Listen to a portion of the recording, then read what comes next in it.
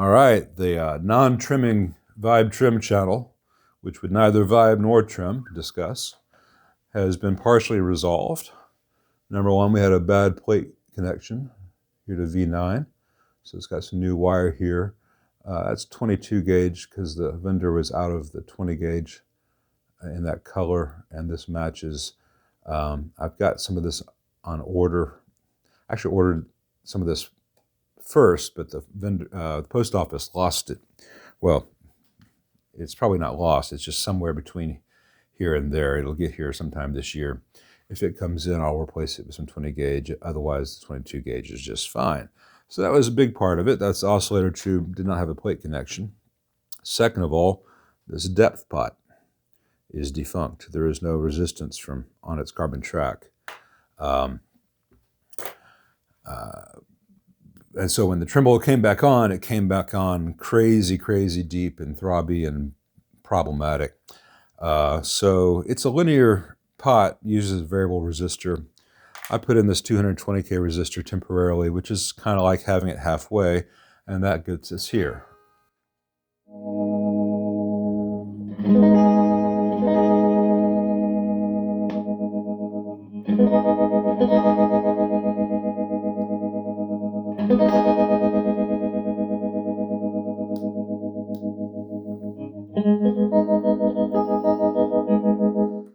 We can fine-tune that once I get a new 500K pot in there. The three position presets that Vox gives aren't great to begin with. These don't seem to be offering even as much as the stock in terms of the pretty good. A little bit faster. And a little bit faster than that. I'll be measuring those. I think those have drifted way off the spec, and they'll probably need to be changed. And I'll talk to the owner and see if he would like those to be changed to three things that would actually be nice to have. Bigger ranges of speed, slower, as opposed to three pretty fast things.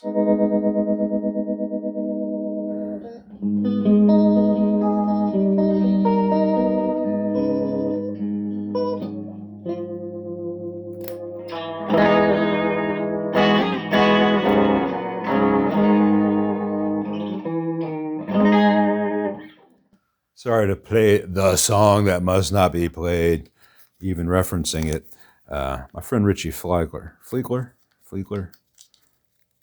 posted an incredible video of him doing a solo acoustic version of that with no, there was just nothing ironic about it at all. It was just a celebration of a beautiful 7-minute arrangement. And if you're on Facebook, look for Richie, and maybe that post will have been making the rounds. It is a great song. I'm not going to butcher it here, but there is some scratchiness on the volume, which tells me there's a problem with the grid.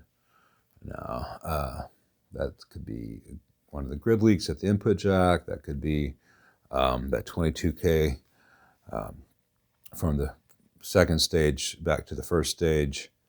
A whole bunch of stuff it could be. I'm not going to sweat it at this moment. I will find that.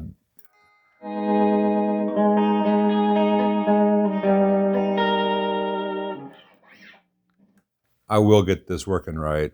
Now that it at least makes the sound you want. Yeah, and some crackle there.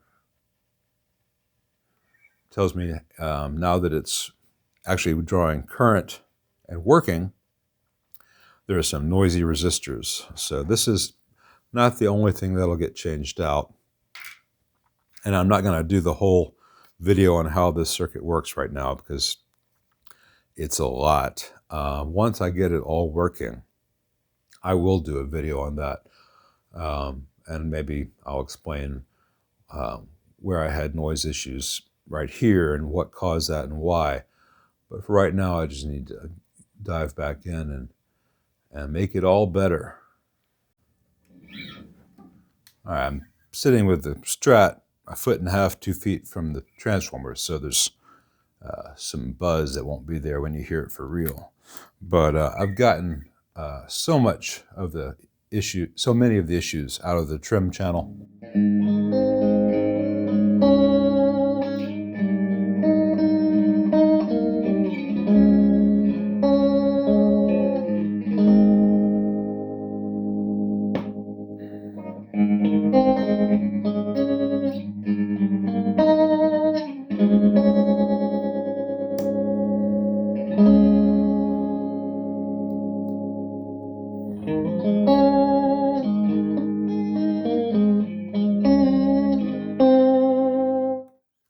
It will be even better once I get that trim pot set up. And these two resistors here and here have drifted up quite a bit. So there's not as much of a disparity as there would have been originally. And I will talk to the owner about whether he wants me to replace those with the original values, or basically you got a 330K, a 510K, or 560K, I don't remember right, and a 1 meg. And there's not a huge difference between them. But if I were to go like 330K, 1 meg, 2 meg, then you have much slower, a good, medium, and a faster.